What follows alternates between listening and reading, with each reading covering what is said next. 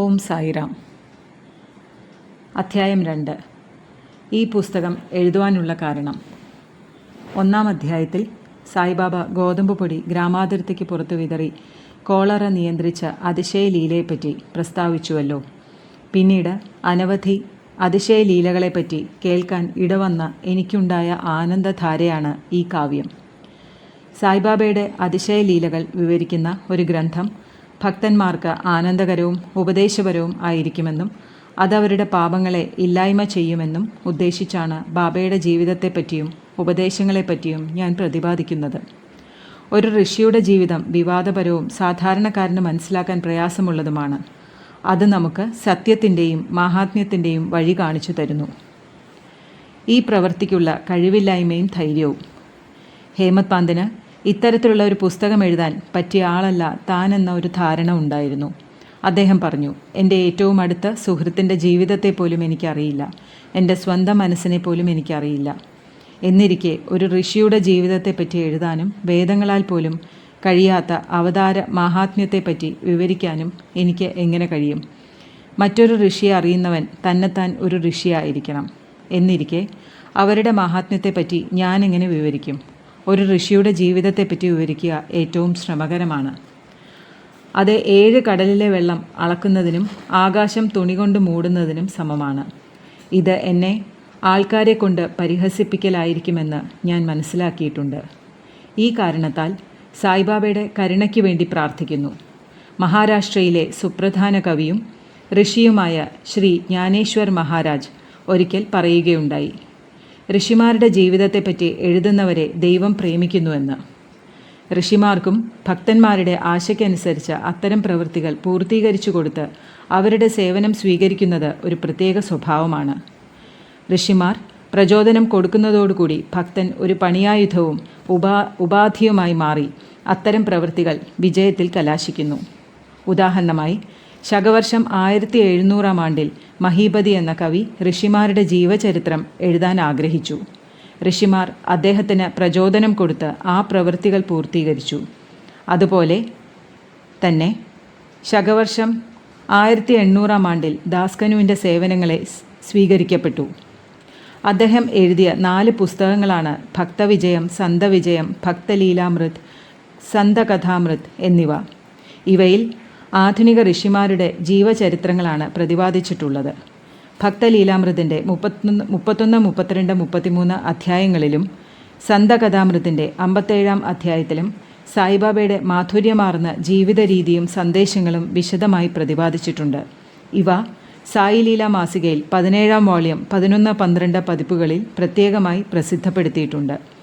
വായനക്കാരോട് ഈ അധ്യായങ്ങൾ വായിക്കാൻ നിർദ്ദേശിക്കുന്നു. അതുപ്രകാരം തന്നെ സായിബാബയുടെ അത്ഭുത ലീലകൾ ശ്രീ സായിനാഥ് ഭജനമാല എന്നൊരു ചെറിയ പുസ്തകത്തിൽ ബാന്ദ്രക്കാരിയായ ശ്രീമതി സാവിത്രിഭായ് രഘുനാഥ് ടെൻഡുൽക്കർ എഴുതിയിട്ടുണ്ട്.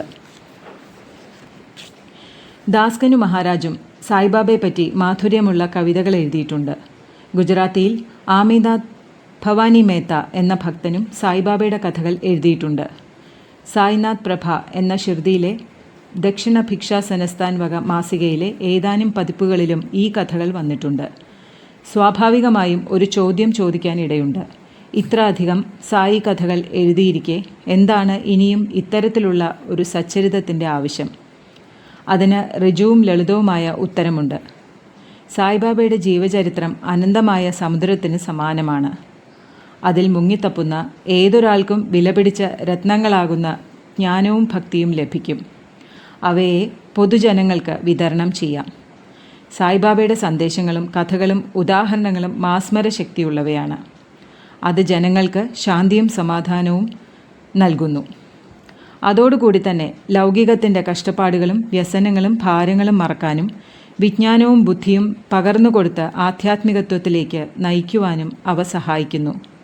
വേദതുല്യമായ ബാബയുടെ പ്രഭാഷണങ്ങളും സന്ദേശങ്ങളും ശ്രദ്ധിച്ച് മനനം ചെയ്യുന്നവർക്ക് അവർ ആഗ്രഹിക്കുന്നതെന്തും, അതായത് ബ്രഹ്മങ്ങളുള്ള ഐക്യവും അഷ്ടവിധയോഗസിദ്ധിയും ധ്യാനശക്തി മുതലായവകളും ലഭിക്കുന്നു. അക്കാരണത്താൽ ഈ സൽക്കഥകളെ സംഭരിച്ച് സമാഹാരമാക്കാൻ ഞാൻ തീരുമാനിച്ചു. അതാണ് എൻ്റെ ജീവിതത്തിൻ്റെ ഉപാസന. സായിബാബയുടെ ദർശനത്താൽ അനുഗ്രഹീതരാവാൻ ഭാഗ്യം ലഭിക്കാത്ത ശുദ്ധഹൃദയന്മാർക്ക് ഈ സമാഹാരം ആനന്ദപ്രദമാകട്ടെ. അക്കാരണത്താൽ സായിബാബയുടെ സന്ദേശങ്ങളും പ്രഭാഷണങ്ങളും സീമാതീതമായ ആത്മജ്ഞാന കഥകളും ഞാൻ സംഭരിക്കുവാൻ തുടങ്ങി. ഇതിന് എനിക്ക് പ്രചോദനം തന്നതും സായിബാബ തന്നെയാണ്. ഞാൻ എൻ്റെ അഹങ്കാരത്തെ ബാബയുടെ പാദത്തിങ്കൽ വെച്ച് എൻ്റെ മാർഗം ശുദ്ധമാണെന്ന് സങ്കല്പിച്ച് ഇഹത്തിലും പരത്തിലും എൻ്റെ മാർഗം ആനന്ദത്തിൻ്റേതാക്കുമെന്ന് തീരുമാനിച്ചു. സായിബാബയോട് ഈ പുസ്തകം എഴുതാൻ എനിക്ക് നേരിട്ട് അനുവാദം ചോദിക്കാൻ കഴിയാത്തതുകൊണ്ട് മാധവ്റാവു ദേശ്പാണ്ഡെ എന്നറിയപ്പെടുന്ന ബാബയുടെ അടുത്ത ഭക്തനായ ശ്യാമ എനിക്ക് വേണ്ടി ഇപ്രകാരം പറഞ്ഞു: ഈ അന്നാ സാഹിബിന് അവിടുത്തെ ജീവചരിത്രം എഴുതണമെന്ന ആഗ്രഹമുണ്ട്. അവിടുന്ന് ഒരു ഭിക്ഷാന്തേഹിയായ ഫക്കീറാണെന്നും ജീവചരിത്രം എഴുതേണ്ടതില്ലെന്നും തടസ്സം പറയരുത്. അവിടുന്ന് അനുവദിച്ച് സഹായിച്ചാൽ അവിടുത്തെ അനുഗ്രഹം കൊണ്ട് അയാൾ പുസ്തകം എഴുതി തീർക്കും. അവിടുത്തെ അനുഗ്രഹമില്ലാതെ ഒന്നും വിജയപ്രദമാവുന്നില്ല. ഇത് കേട്ടപ്പോൾ സായിബാബ സന്തുഷ്ടനായി എന്നെ അനുഗ്രഹിച്ച് എനിക്ക് ഉദ്ധി തന്ന് എൻ്റെ തലയിൽ കൈവച്ച് അനുഗ്രഹിച്ച് ഇപ്രകാരം പറഞ്ഞു: അയാൾ കുറേ കഥകളും അനുഭവങ്ങളും ശേഖരിക്കട്ടെ, അതിൻ്റെ ഓർമ്മക്കുറിപ്പുകൾ ഉണ്ടാക്കട്ടെ. ഞാൻ സഹായിച്ചു കൊള്ളാം. അയാൾ വെറുമൊരു ബാഹ്യോപകരണം മാത്രമാണ്. അയാളിൽ കൂടി ഞാൻ തന്നെ എൻ്റെ ജീവചരിത്രം എഴുതി ഭക്തന്മാരുടെ ആഗ്രഹങ്ങൾ സാധിപ്പിച്ചു കൊള്ളാം. അയാളുടെ അഹങ്കാരം മുഴുവനും ഉപേക്ഷിച്ച് എൻ്റെ കാൽക്കൽ വയ്ക്കട്ടെ. യാതൊരുത്തൻ അപ്രകാരം ചെയ്യുന്നുവോ അയാളെ ഞാൻ ഏറ്റവും സഹായിക്കും. എൻ്റെ ജീവചരിത്രത്തെ പറ്റിയല്ലേ. അയാളുടെ സ്വന്തം വീട്ടിൽ വെച്ച് ഞാൻ എന്നാലാവുന്ന എല്ലാ സേവനങ്ങളും ചെയ്തു കൊള്ളാം. അയാളിലുള്ള അഹങ്കാരം പരിപൂർണമായും അവസാനിച്ചാൽ, അതായത് അതിൻ്റെ നിഴൽ പോലും മാഞ്ഞു കഴിഞ്ഞാൽ, ഞാൻ തന്നെ അയാളിൽ അധിനിവേശം ചെയ്ത് എൻ്റെ ജീവചരിത്രം എഴുതിക്കൊള്ളാം. എൻ്റെ കഥകളും സന്ദേശങ്ങളും കേൾക്കുന്നവർക്ക് ഭക്തി താനേ ജനിച്ച് ആത്മജ്ഞാനവും ആനന്ദവും ലഭിക്കും. ഒരാളുടെ കാഴ്ചപ്പാട് മറ്റുള്ളവരിൽ അടിച്ചേൽപ്പിക്കാനുള്ള നിർബന്ധബുദ്ധി പാടില്ല. മറ്റൊരാളുടെ അഭിപ്രായഗതിയെ എതിർക്കാനും പാടില്ല. ഒരു വിഷയത്തിൻ്റെയും സ്വീകാര്യതയെപ്പറ്റിയും അസ്വീകാര്യതയെപ്പറ്റിയും ചർച്ച ചെയ്യാനും പാടില്ല. ഇതാണ് ബാബ പറഞ്ഞ മറുപടി. ചർച്ച എന്ന പദം ഹേമത് പാന്ത് എന്ന സ്ഥാനപ്പേര് എനിക്ക് എങ്ങനെ കിട്ടിയെന്ന് ഞാൻ പറയാമെന്ന് വായനക്കാരോട് ചെയ്ത വാഗ്ദത്തത്തെ ഓർമ്മിപ്പിക്കുന്നു. കാക്കാ സാഹിബ് ദീക്ഷിത്തും നാനാ സാഹിബ് ചന്ദോർക്കറും എൻ്റെ അടുത്ത മിത്രങ്ങളായിരുന്നു. അവരെന്നോട് ഷിർദിയിൽ പോയി ബാബയെ ദർശനം ചെയ്യാൻ നിർബന്ധിക്കുകയും ഞാൻ അപ്രകാരം ചെയ്യാമെന്ന് വാഗ്ദത്തം ചെയ്യുകയും ചെയ്തു. പക്ഷേ ഇടക്കാലത്തുണ്ടായ തിരക്കുകൊണ്ട് എനിക്ക് ഷിർദിക്ക് പോകാൻ കഴിഞ്ഞില്ല. ലോനവാലയിലുള്ള എൻ്റെ ഒരു സ്നേഹിതൻ്റെ മകൻ രോഗബാധിതനായി.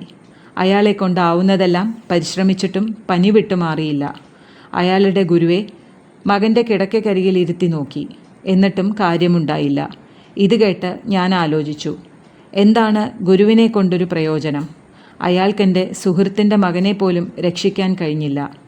ഒരു ഗുരുവിന് നമുക്ക് വേണ്ടി ഒന്നും ചെയ്യാൻ കഴിയില്ലെങ്കിൽ ഞാൻ എന്തിനാണ് ഷിർദിക്ക് പോകുന്നത്? ഇങ്ങനെ ആലോചിച്ചുകൊണ്ട് ഞാൻ എൻ്റെ ഷിർദി യാത്ര നീട്ടിവെച്ചു. പക്ഷേ സംഭവിക്കേണ്ടത് സംഭവിച്ചേ തീരൂ. അതെൻ്റെ കാര്യത്തിൽ ഇപ്രകാരമാണ് ഉണ്ടായത്. പ്രാന്ത് ഓഫീസറായിരുന്ന നാനാ സാഹിബ് ചന്ദോർക്കർ ബസീനിലേക്ക് ടൂറ് പോവുകയായിരുന്നു. ഠാനയിൽ നിന്നും ദാദറിലെത്തി അയാൾ ബസീനിലേക്കുള്ള വണ്ടിയും കാത്ത് നിൽക്കുകയായിരുന്നു. അപ്പോൾ ബാന്ദ്രയിലേക്കുള്ള ലോക്കൽ വണ്ടി വന്നു.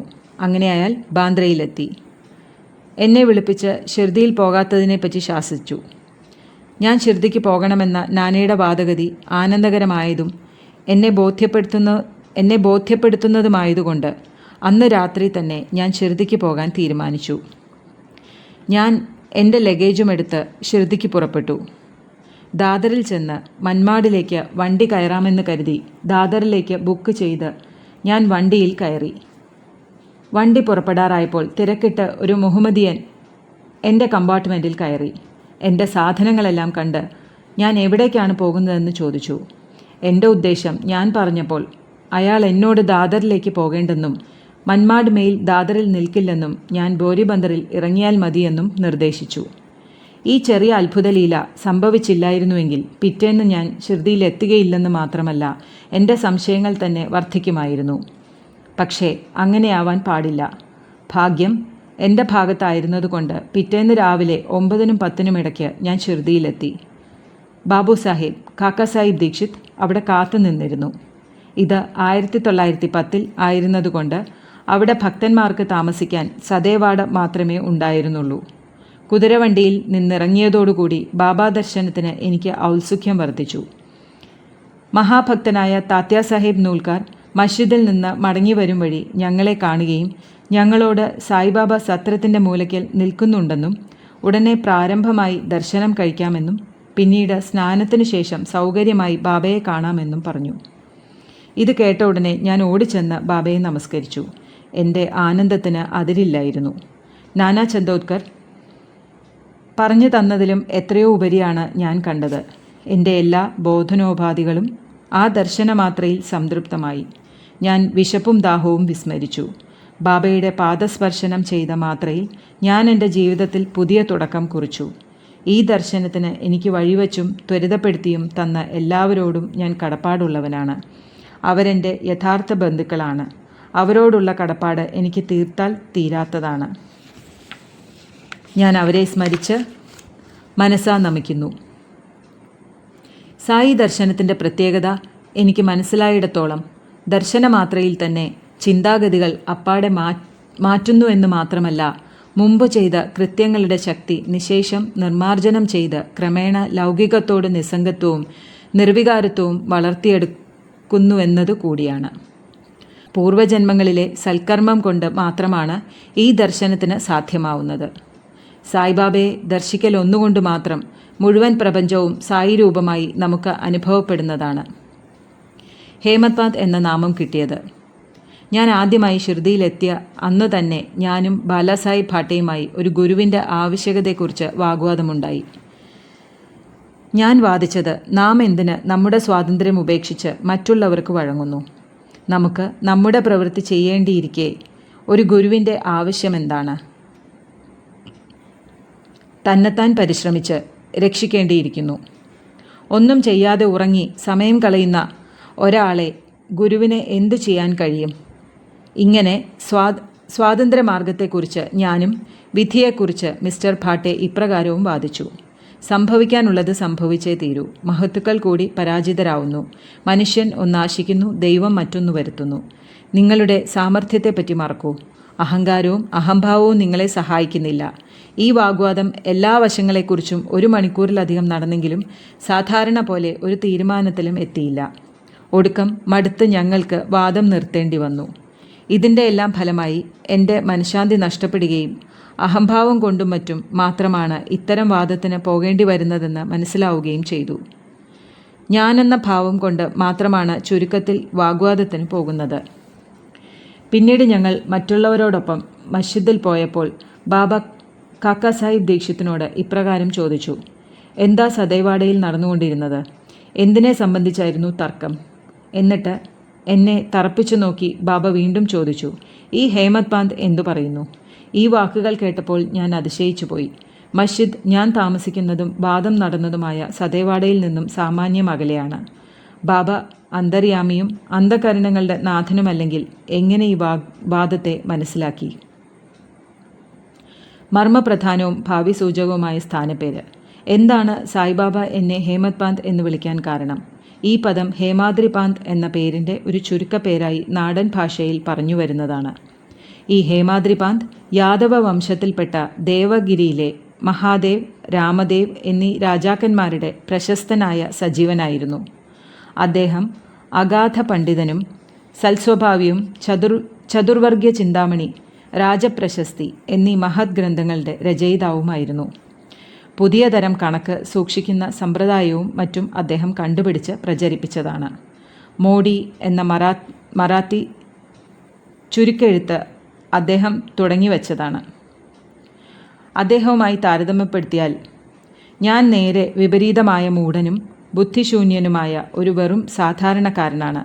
അതുകൊണ്ട് അത്തരത്തിലൊരു സംശയം എനിക്ക് വന്നതിൻ്റെ പ്രസക്തി മനസ്സിലാക്കാൻ കഴിയുന്നില്ല.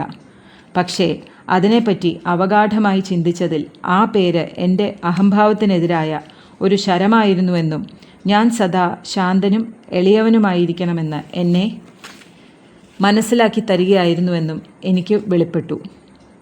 കൂടാതെ തർക്കത്തിലുണ്ടായ എൻ്റെ സാമർഥ്യത്തെ അഭിനന്ദിക്കലുമായിരിക്കാം അത്. എന്നാൽ ഭാവി ചരിത്രം നോക്കുമ്പോൾ ബാബ ദാബോൽക്കർക്ക് ഹേമത് പാന്ത് എന്ന സ്ഥാനപ്പേര് കൊടുത്തത് സമുചിതവും അർത്ഥവത്തും ഭാവിയെ സൂചിപ്പിക്കലും ആയിരുന്നുവെന്ന് വ്യക്തമാണ്. അദ്ദേഹം പിന്നീട് സായി സനസ്ഥാൻ വളരെ സമർത്ഥമായി ഭരിക്കുകയും കൃത്യമായും സത്യമായും കണക്കുകൾ സൂക്ഷിക്കുകയും ചെയ്തു എന്ന് മാത്രമല്ല, സായി സച്ചരിതം എന്ന ജ്ഞാനം, ഭക്തി, നിസ്സംഗത്വം എന്നീ വിഷയങ്ങളെക്കുറിച്ചും ആത്മാർപ്പണം, ആത്മജ്ഞാനം എന്നിവയെ സംബന്ധിച്ചും പ്രതിപാദിക്കുന്ന ഒരു മഹൽ ഗ്രന്ഥം രചിക്കുകയും ചെയ്തു. ഗുരുവിൻ്റെ ആവശ്യകത. ഇതിനെപ്പറ്റി ബാബ പറഞ്ഞത് സംബന്ധിച്ച് ഹേമത് പാന്ത് യാതൊരു കുറിപ്പും എഴുതി കാണുന്നില്ലെങ്കിലും കാക്ക സാഹിബ് ദീക്ഷിത് ഇത് സംബന്ധിച്ച് അദ്ദേഹത്തിൻ്റെ കുറിപ്പുകൾ പ്രസിദ്ധീകരിച്ചിട്ടുണ്ട്. ഹേമത് പാന്തും സായിബാബയും തമ്മിൽ മുൻ പറഞ്ഞ സംഭാഷണം നടന്നതിൻ്റെ പിറ്റേന്ന് കാക്ക സാഹിബ് ബാബയെ കണ്ട് ഷിർദിയിൽ നിന്നും മടങ്ങിപ്പോകാൻ അനുവാദം ചോദിച്ചു. ബാബ സമ്മതിച്ചു. പക്ഷേ അപ്പോൾ മറ്റൊരാൾ ഇങ്ങനെ ചോദിച്ചു, ബാബ എവിടെ പോകാനാണ്? ബാബ പറഞ്ഞു, ഉന്നതിയിലേക്ക്. അപ്പോൾ അപരൻ ചോദിച്ചു, എങ്ങനെയാണ് വഴി? ബാബ ഇപ്രകാരം പറഞ്ഞു, അവിടേക്ക് വളരെയേറെ മാർഗങ്ങളുണ്ട്. ഈ ഷിർദിയിൽ നിന്നും ഒരു മാർഗമുണ്ട്. വഴി ദുർഘടം പിടിച്ചതാണ്. മാർഗമധ്യത്തിലെ വനാന്തരങ്ങളിൽ പുലികളും ചെന്നായ്ക്കളുമുണ്ട്. അത് കേട്ട് കാക്ക സാഹിബ് ചോദിച്ചു, പക്ഷേ ബാബ, ഒരു വഴികാട്ടിയെ ഞങ്ങൾ കൂടെ കൂട്ടിയാലോ? ബാബ അതിനിപ്രകാരം മറുപടി പറഞ്ഞു, എങ്കിൽ യാതൊരു വിഷമവുമില്ല. വഴികാട്ടി നിങ്ങളെ കുണ്ടുകളിൽ നിന്നും കുഴികളിൽ നിന്നും പുലികളിൽ നിന്നും ചെന്നായ്ക്കളിൽ നിന്നും അകറ്റി നേരെ ലക്ഷ്യത്തിലെത്തിക്കും. അത്തരം വഴികാട്ടിയില്ലെങ്കിൽ നിങ്ങൾ കാട്ടിൽ വഴിതെറ്റിപ്പോവാനോ അഗാധഗർത്തങ്ങളിൽ വീണുപോവാനോ സാധ്യതയുണ്ട്. ദാബോൽക്കർ ഈ അവസരത്തിൽ സന്നിഹിതനായിരുന്നു. ഗുരുവിൻ്റെ ആവശ്യകതയെക്കുറിച്ച് ബാബയുടെ ഖണ്ഡിതമായ അഭിപ്രായം ഇതാണെന്ന് അയാൾക്ക് മനസ്സിലായി. Sai Leela volume 1 number 5 page 47.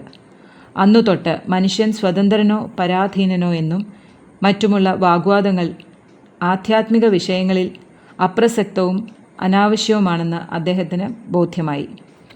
പരമാർത്ഥ തത്വം ഗ്രഹിപ്പാൻ ഗുരുപദേശം കൊണ്ട് മാത്രമേ സാധ്യമാവൂവെന്നും അവതാര പുരുഷന്മാരായ ശ്രീരാമകൃഷ്ണന്മാർ പോലും ഗുരുഭക്തരായ വസിഷ്ഠൻ, സാന്ദീപനി എന്നിവർക്ക് വഴങ്ങിയിരുന്നുവെന്നും ആത്മബോധത്തിനും പുരോഗമനത്തിനും വേണ്ട ഒരേ ഒരു ഗുണം വിശ്വാസവും ക്ഷമയുമാണെന്നും ഹേമത് പാന്തിന് മനസ്സിലാവുകയും അത് സായി സച്ചരിതം മൂലഗ്രന്ഥത്തിൽ 2-ാം അധ്യായം 191, 192 എന്നീ ശ്ലോകങ്ങളിൽ അദ്ദേഹം വ്യക്തമാക്കുകയും ചെയ്തു.